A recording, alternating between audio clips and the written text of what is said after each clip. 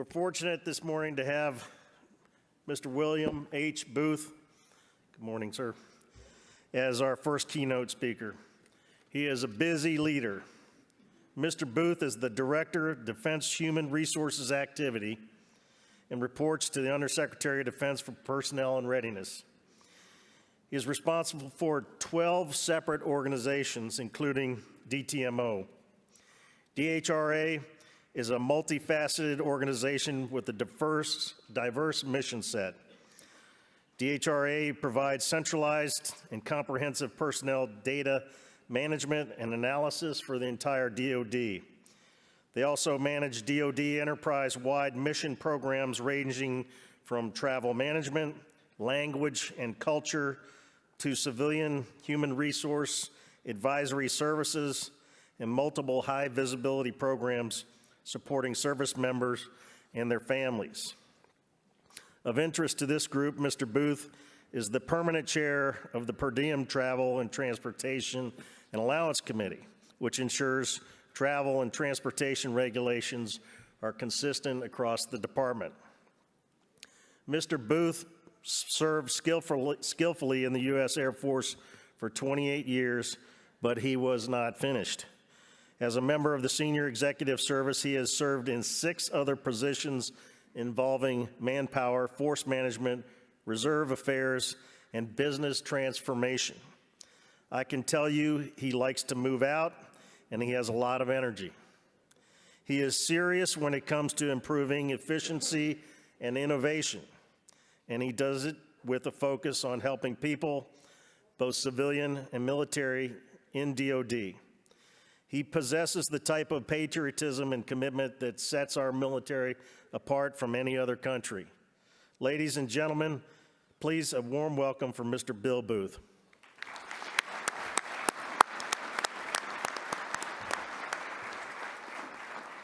Thank you, Admiral. Well, good morning. Now, you'll notice that Mr. Manziel is shaking in his boots over there because he wants me to stay on script. He's told me to stay on script. He's praying I stay on script. And whether I stay on script or not will just depend. Okay? Because somewhat when I start to speak, I'm almost like a gospel minister. It's what is the message that I want to portray today. But before I get started, and Bill, I will do my best to hit the points in the script. Before I get started, Admiral Brown, it is certainly an honor to be here this morning. Be here this morning as DTMO's your co-host for this event as we celebrate this fine organization's 75th year of service to the defense traveler. And what does that really mean? 75 years of service to the warfighter. Because that's what it's all about. Every one of you in this room is dedicated to making sure that those individuals, men and women, that are appointed into the sphere can execute mission when their mission needs to be executed to keep this nation safe. That's what you do. You're all combat enablers. And I view NDTA as a combat enabler. Is Tim here this morning yet? Well, let's talk about Tim Burke. Tim's going to speak to you tomorrow. Tim's from he's the category manager over at GSA for travel, basically. And we've had a wonderful partnership with Tim. And I would just remark to you that Tim also views their role at GSA as enabling what we do to make sure we have mission success. And then we have all the multiplicity of members of the travel industry that are here this morning. You're part of that same enabling support to make sure that we can support the warfighter. You may be on the commercial side, and yes, you may want to make a fair profit, but you also do more because you're focused on the patriotic mission of making sure this nation stays safe. And then, not just to the members of the defense travel community you saw on stage, but they're all heroes. Mr. Manziel's already said it. Armed with a up-to-date 20-plus-year-old data system, they make sure that we can keep the travel function moving. And though there was just not your award winners, but many, many others are doing equally heroic things day by day, and I thank you. And now, off script for the first time, Mr. Manziel. Okay. And I also need to talk to my own family, Bill Manziel and his DTMO team. The things that they do on a daily basis many times goes unheard of and not appreciated, because they're the folks with the baling wire, they're the folks with the chewing gum. They're making sure that we hold everything together today until we can get to tomorrow. But recently,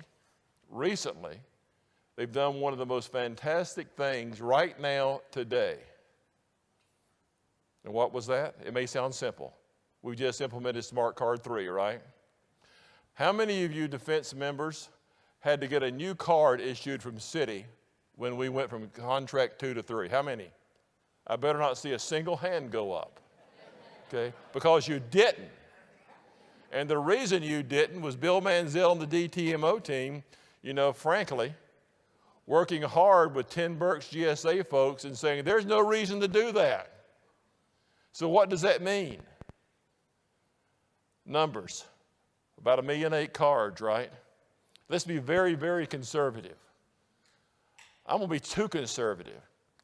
Every single card holder was given back at least 10 minutes.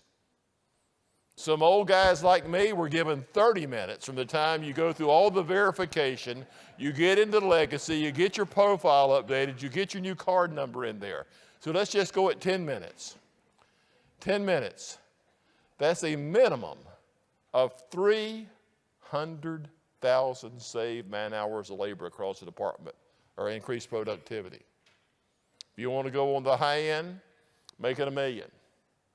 And oh, by the way, for our friends at Citi, I don't know what their cost factor is. But if you read commercial averages, to issue a credit card to someone is $3 to $5.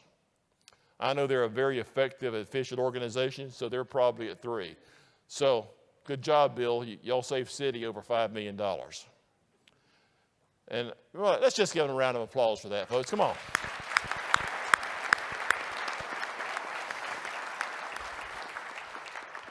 Now, you see, I have a assigned topic of governance. Yeah, Mr. Manziel assigned it to me. But he did that because he knows that I'm absolute passionate about how we govern enterprises, and that we do it effectively, and that we ensure all stakeholders have proper representation. All stakeholders. And that we don't just inform, but we actually vet and collaborate in the governance process. So I readily accepted that tasking, but before I get there, let's reflect a little bit about what we're governing. I think even in my lead-on title, it said, governing a $9 billion travel enterprise. $9 billion plus. On the average, and I know there's no such thing as an average travel day. I've seen all the analytics from DTMO. I know there's surge periods and there's down periods. But for the sake of argument, on the average, 10,000 travelers every single day. On the average, 7,200 of those military in uniform, 2,800 civilian. On the average, 98% of those trips go flawlessly. And on the average, we hear a whole lot about the 1% to 2% that don't. Okay? So that's a huge enterprise. On the average, well, not the average, last year, 4.2 million vouchers processed through Legacy DTS. 4.2. And on the average, about 99% of those plus flow perfectly. And we hear about the 1%. And the fine heroes that you saw on this stage, make sure that 1% gets taken care of, because the last thing we don't want to happen is for the individual member traveling to be put at an economic disadvantage. On the average, our biggest component, the Army, travels the most, and then you can scale it down to the combatant commands being the least, but everyone travels. As a traveler today, who has an 11 o'clock outbound flight, by the way, I know travelers desire an easy-to-use, modern, updated travel system and travel experience. I don't have either cell phone on my side. I know they want smartphone applications. We're going to get you there. We understand that. but today we have to live with what we have. As a stakeholder myself, I know that all stakeholders want to be engaged, not just notified after the fact. So we want to make that happen. The governance travel theme is empower, engage, and innovate. My friends in DTMO are not waiting to do this tomorrow. They're doing this today. Let me give you a few examples. First, how do you like the evolution of legacy DTS? Okay? I thank you for that. I wish there was more, okay? And they've been fits and farts with it as we've tried to move out, but it's not staying the same even though we're going to sundown it. We know right now that on the schedule we're on with modernization, before we can totally stand down DTS, if everything goes wildly successful, is 3 to 5 years. We know that. So we don't want to wait for some of our travel for 5 years to enjoy an improved experience. So where we can, and DTMO in partnership with my folks that run our data systems, DMDC, where we can, we're spending prudent dollars today to make the traveler experience better. Is it going to be perfect? No. But it's going to be better. It's going to get you, closer to, if I can get you up to 2015, I'll be pretty happy. Okay? So we're trying to make that step forward. Well, let's talk about tomorrow. Well, tomorrow is actually today. At this podium last year, Mr. John Bergen, who at the time was the reform leader for both Defense Business Systems and IT Systems, stood here and talked about the bold new adventure we were going to have, and we're going to move out with modernized travel. We're going to use OTA authority, yada, yada, yada, okay? I sat right, I think I was over there, and I said, really? Wild dreams. Well, folks, I got to tell you, right now today, my DMDC director is traveling outbound to the West Coast. So actually, he traveled outbound yesterday, and he was our first traveler with a new Concur product. Traveler 1 has traveled. Traveler 1 has moved, okay? I can tell you that today I will travel on my last trip on Legacy. He made his first on the new one. I'm making my last on Legacy. I can tell you, although I'm way down in the script now, I'm sorry about that, Bill. I can tell you that effective later this month, and I believe my script says the 18th of March, we will march over all the DHRA enterprise, and we have 1,300 plus travelers on our government side. We will march them over to the new product, and all of our travel will be done in the new system. And that's good, because we will test it first. I can tell you, if I have my way, and I think I have a pretty reasonable shot for that, after we test it first, then I have requested through my boss, the PNR, that he go to his boss and say, we need to move the next travel experience test after we've done it successfully in DHRA to the entire OSD policy staff and all the Washington headquarters service. Because if we're going to, long before we go to the services, I want to make sure it works. And then after that, we'll go to the rest of the fourth estate, and ultimately we'll go to the services. But all this, by the end of 2020, I fully expect we will have 70% of our travelers traveling in the new system. 70% by the end of 2020. No, by the way, I'm a programmer. That's tomorrow. Now, there's a lot of things that's got to happen, but we will get there. Now, since I've gone to the back end of the script that was so wonderfully prepared for me, I will come back up to where I should have been and talk a little bit about governance. I probably should. But before that, let's talk about other enablers. Policy simplification is not sexy. But the fact that we've been able to take the policy that governs joint travel and get that down from this much to this much is a great step forward. The fact that we have a simple travel guide in an appendix, it's only about 15 pages, as I recall, that lets us do the majority of our work and the majority of things for our users in the field of reference is a great step forward and enables everything that we're doing with a new product. But they've not stopped. This was only round one of policy simplification. Now we're going to really simplify the policy. All we've done to date is get out of the dead wood. Get the stuff that should have been pruned out over the course of time that didn't happen. Get out the duplication. Get out the contradictions. It's okay, have some water. Just make it all go.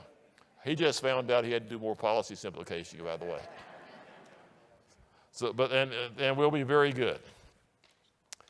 Okay, now, where do I want to go? Governance. Okay.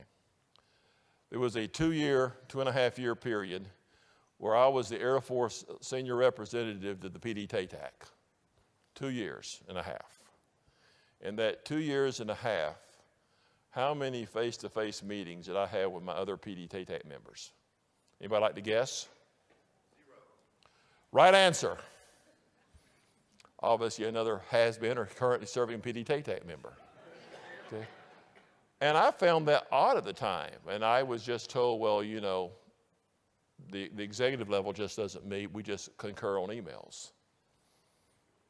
And as in the Air Force member, then I did something kind of forced. I made our folks in the lower level of the map. I said, I want to actually see the stuff before you concur on it. Well, Mr. Booth, that doesn't happen. We just work it down here. So one thing that I decided when I came to this job is that we need to improve governance. And then I got a surprise at the start of the fiscal year. When I reckon in P&R forums, I raised this thing about improved governance too much. So it was decided by the P&R at the time, Mr. Robert Wilkie, that I would get the honor of being the PD-TATAC chair, and my deputy would be the deputy chair, and we'd run all the policy side. And I says, hallelujah, I got it. Then I told Mr. Manziel, you're going to be the executive secretary, and we're going to have face-to-face meetings. I'd like to have them every quarter. We had our first meeting. So that's the first step in improved governance. But that's just step one, okay? For years, the Defense Transportation Steering, or Travel Steering Committee, which was supposed to look at data system changes, it basically went away. Shriveled on the vine. Well, you know, legacy went into sustainment. Why do you need that forum? DTMO directors like Mr. Manziel realized they needed to keep the financial management community involved, so they would provide information through the FinOps forum, which is a good thing, okay?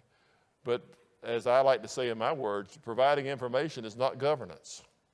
So we're reestablishing a new forum, okay?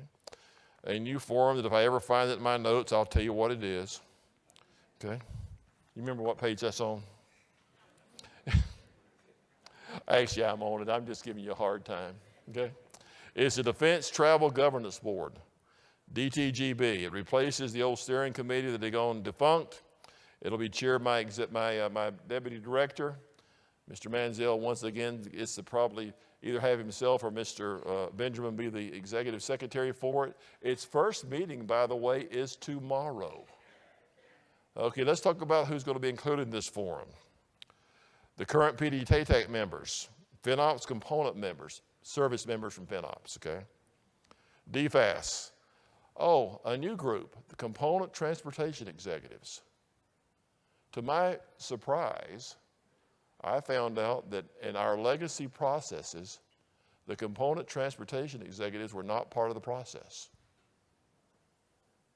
And the old boy from South Georgia said, you say what? How could that not be? So we're fixing that. And I hope my friends in the transportation community embrace that. And if I look on down, and it's probably pretty good to have someone representing the reserve side. So we're doing that through our DASI RI. And of course, our partners in DLA of all people. There will be a second group. That'll be an SES level, GEO level group. There'll be a second group that, the gentleman sitting right there, Mr. Benjamin will chair. And it'll be the working group for that, and we call that the Defense Travel Advisory Panel, basically GS-15 level folks of the same organizations. It's two-tiered because my view of governance is you make decisions and make recommendations at the appropriate level. Not everything has to go up. 80% of the decisions should be made at the panel that Mr. Benjamin's going to chair. But for those that require a higher level of review, they'll bump them up and make it go. But the key to this process is we will all do it together in the sunshine. Now, while I promise you sunshine, I do not promise you that you're going to agree with all the decisions. But you will know the whys and the wherefores when decisions are made. We will not require unanimity to move forward, but we will require that we all understand why and can smartly salute the end solution as being the enterprise-wide solution. Because there's times in a solution that's right for the DoD enterprise as a whole, it will be less than the optimum solution for an individual part of the enterprise. We all recognize that, and moving forward, you will have your say up front. Now, Mr. Manziel would like me to talk longer on governance. I can look around this, and despite the light, I can see some weary eyebrows out there. And I've almost put some of you asleep. But I want to come back to where I started and I jumped off to a while ago. I am so happy, elated, that we're on a path forward for a new modernized travel system. I'm so happy that I'm going to have the opportunity with my folks to test it for you first. I'm so happy that I do believe, and it's not a pipe dream, I do believe by the end of 2020, we will be at the 70% level. By the way, let me note that I changed the number that was provided to me by the DTMO staff, okay? The DTMO staff wanted me to stand up and tell you we're going to make that 70% level by the start of FY20. That's the stretch goal. I'm telling you my minimum goal is by the end of 2020. So there's great promise here. And what does that really mean, 70%? What does 70% represent? Our average routine, and I'll use the term business travel. It'll take a while to get the other categories of travel in there. I assure you, we will maintain legacy DTS as a viable travel system until we can gracefully shut it down after everything has moved over to the new system. In fact, I happen to be a conservative when it comes to data systems. Well, I've not told Mr. Manziel this yet. My personal plan is I want it up and running at least available 6 months after we say we moved everything over.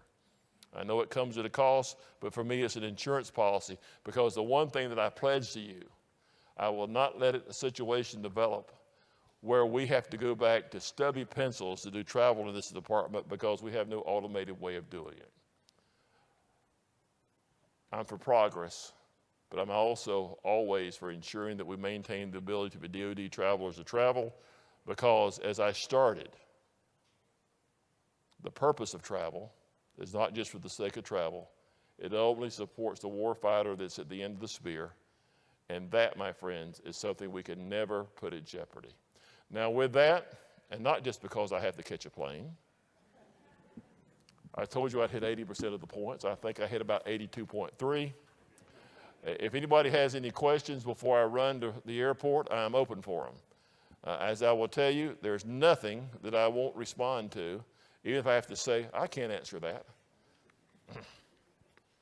Okay, sir, I have questions that have been submitted through folks' smartphones here. Go right ahead. However, if anybody doesn't have the app open and they want to come up to a mic, you get priority for the I'm courage just trying to come find a do it. place I'm not being blinded by this. I should have had shades on this morning. So the first question that came in, sir, was past DoD attempts at implementing commercial off-the-wire software. Back up, do it slow. I'm an old guy. This is a question about implementing commercial off-the-shelf software. That's what the new system's going to be, yes. Right. And the people asking the question have had experience of seeing these projects be challenged. Has this ever occurred before? Have we ever been successful before? Is that the question? It's what are the things in the governments that keep the kind of control over customization? Oh, great one. That was in the text. That's part of the 19% that I skipped over. Okay? Okay. I'm going to tell you whose job it is to ultimately make sure that we don't go down that customization drive, okay? It's these two new governance panels' job is to make recommendations on that, okay? And I'm going to point at the guy who has to make sure it doesn't happen. That would be me.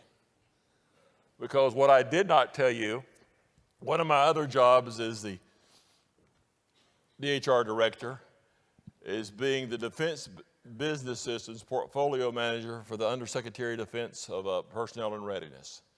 And in that hat, I have a delegated responsibility from the PNR. And my direction from the PNR, by the way, starts out, no customization. Reverse engineer the commercial product to meet our requirements. So that's the going in starting position.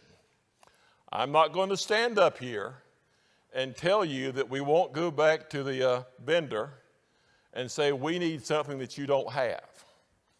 Don't you think this would be good for your entire user community? But if there's something truly that's DoD unique that we can't reverse engineer our processes to meet, and did anyone tell you I'm a process re-engineering guy? We would then and only then approve customization where we paid additional to the vendor to modify their commercial product just for us. Now, I'm never saying never to anything, but I will tell you with 99.5% confidence that's not going to happen, that we'll find a way to modify our processes. My biggest concern is our interface with our financial systems. Except for that, I have no concern. Okay? Good question. What's the next one? Next question is about the new travel regulation. JTR. 17-pager. So the person asking the question applauds the simplification of the regulation for the traveler and the users and facilitating the understanding of it. However, much of the regulatory information that was in the original voluminous DTR was removed or moved to an FAQ page.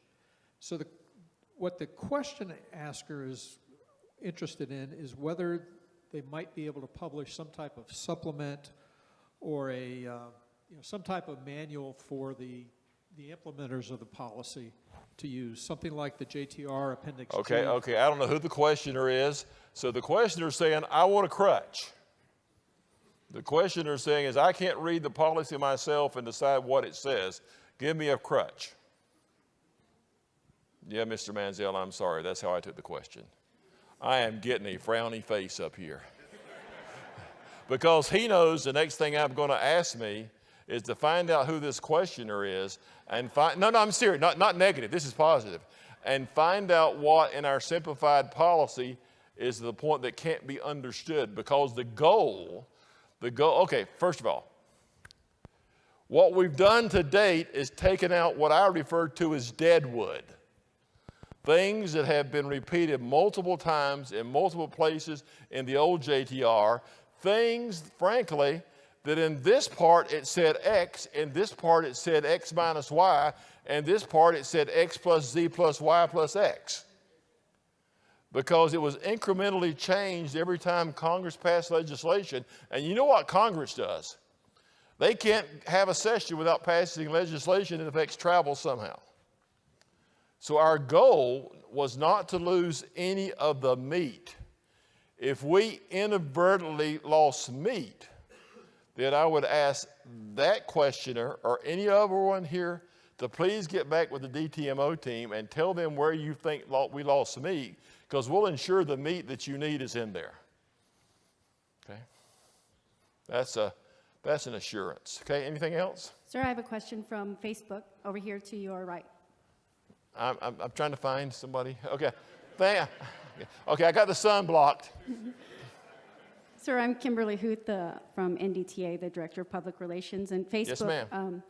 I'm not going to give you all the cuss words that were used with the old DTS system. So I'm going to skip right to will the new DTS system have a mobile platform and allow photos to be uploaded quicker while I'm traveling? And will you listen to younger users who have ideas? And okay, Mr. Mansell, the question I was asked, And I wasn't given all the cuss words associated with legacy. I don't cuss, by the way, but I've had some harsh things to say about legacy over time. Will the new product, when we are fully deployed, have the ability for me to upload my receipts from my smartphone while I'm on the road? And as I recall, the answer is an absolute affirmative 100% yes. Why would we do the new system if it didn't? After all, this is 2019. Okay, anything else? This is a question about cybersecurity. Woo! By the way, Mr. Manziel has said that Mr. Benjamin's going to work that for him with the first panel. Okay? What are you thinking about, or is there a series of cyber breaches that really kind of cross the line, that these just can't happen? And where is that cutoff point where a commercial firm that has experienced one of these kind of no-nonsense breaches happens, that they could be suspended? I'm glad to note that they didn't use the name Borisma as part of their question. Okay. I knew that one was coming, and yes, Mr. Ponzer, you're there. my lawyer is concerned with how I'm going to answer it. Okay, Mr. Manziel is concerned with how I'm going to answer it, and I'm going to answer it the only way I can answer it is straight up and down the middle. Okay. We have mandated cyber requirements in the contract that we expect all of our partners to adhere to. And we want you to adhere to no, we don't want. We mandate that you adhere to those requirements 100%.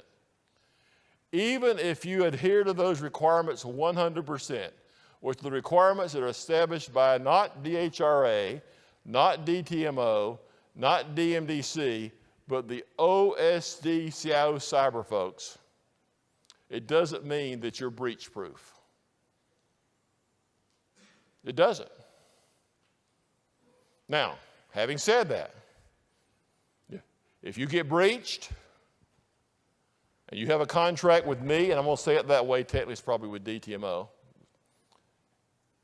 and you have not met all those standards, it's going to be an interesting discussion. If you get breached, forget that. If you're any of the companies that support us in the TMC world, and I'm sure there's some of you in the room right now, so you're fixing to get this straight from the horse's mouth. Whenever we get through the process with our current ongoing actions associated with the company that got unlucky and got breached, and rest assured, they got unlucky. It could have been some of you other guys. And as soon as we're sure that they're 100% compliant with everything we've done, then my team will be doing spot inspections across all of you. And you will have your opportunity to prove to us that you're in full contract compliance. If you are, you have nothing to fear. If you aren't, my legal team advises me I have cause to terminate the contracts. I'll just leave it at that. I don't desire to terminate anything. Be in compliance. Am I safe, Matt? Yes, sir. Thank you. By the way, Mr. Ponder, if I hadn't have been, would have shaken his head no. Anything else? There are a few more here, sir. That's okay. Can the DTS releases be tested longer to have more of the bugs worked out, or have releases rolled back when commands must perform complete manual Okay, we're back in legacy now? Beg your pardon? This is back in legacy, right? It's back to legacy. Okay. So can the testing... So the question basically goes like this. Why does Mr. Manziel, with my approval, allow updated versions of legacy DTS to get deployed which aren't perfect? Right? Let me tell you on Mr. Manziel's behalf that no software, no legacy update goes out that is not tested. They are tested. And yes, it is disappointing when we have to roll something back. But usually what we cannot capture in our test environment, and at this point in the life of legacy DTS, the bad old money guy at DHRA is not going to invest more money in a huge legacy test bed. We can't do volume. Never been able to do volume. It was never in the test protocol for legacy. It will be in the test protocol with our new product because, well, heck, we're a small user compared to the volume that they do. So that's the real issue. But we test hard. We're sorry about the inconvenience that we caused you. And that's about all I can say. I'm not spending $5 or $6 million to build a bigger test environment for a system I'm browning out. Now, I can alternatively, if you would like it. I can tell Mr. Mansell from the day forward, we won't make one other change to legacy DTS. What you got right now is the version that'll stay. The only thing we'll do is any changes we have to do because we have to do it because travel, law changes. If y'all would like to give that mandate, I am more than happy to do that. Okay? And just let DTMO know through our new governance process. Okay? When will the integrated lodging pilot program be no longer called a pilot? Okay, great question. And second part of that is it not duplicative with Fed rooms? I'm sorry, say it again. Is it not duplicate or Of Fed duplicate rooms? of Fed rooms? I'll answer the first one. Mr. Mansell can help me with the second one. The first one is it will no longer be a pilot when the Congress, United States of America, changes the code to make it permanent, and the president signs the next authorization act if it has that permanent language in there. That's when the pilot ends. Now here's the bottom line, and Bill, keep me honest. The pilot will terminate 31 December of this year. We're anticipating that Congress will pass language making what currently is known as the pilot the permanent standard program before we end the pilot 31 December. Have we provided the report yet? We're in the process of providing the final report to the House and the Senate that we're required to provide them as our deliberative body of our American people, make the decision of whether to make it permanent. But we have to do that, and I think April, May, it's soon. Okay, so it's working. So one way or the other, it's going to end as a pilot 31 December. The Fed rooms question, it's not a duplicate, is it? Okay, Mr. Mansell, if you can't hear him, he says it leverages Fed rooms, it's not a duplicate. And some of y'all breakout sessions with them, they can go into why it leverages. DOK Connect, 1 o'clock. You'll get the down and dirty on why it's not a duplicate of Fed rooms. Okay? Any more? Couple more. We have time. If anybody wants to jump up to the microphone, we have a little bit more time. Your questions may not get into the system because of a little bit of a lag. With DTM charging forward, what are your thoughts on how to balance resisting overconfiguration? With DTS charging forward, what is my thoughts on how to balance overconfiguration from policies versus accountability and oversight? What is being done at the action officer level to empower those closest to the action to make smart decisions without overburdening by layers and layers of bureaucracy? To be quite honest, at this point in time, I have no idea how to correctly respond to that question at this point in time. Because we're only now, I told you our first traveler just traveled. Starting later this month, my 1,300 plus travelers all start traveling. I do not think the product, or the minimum viable product, if I use the correct terms, that we're traveling on has been overly configured. But I have no way of knowing till I have traveler experience. That's the reason we're doing the rollout the way we're doing the rollout. By the time we finish the traveler experience for all the fourth estate, we'll know. I don't want to get to the services where the, mega volume is. How many travelers we got in the fourth estate, Bill?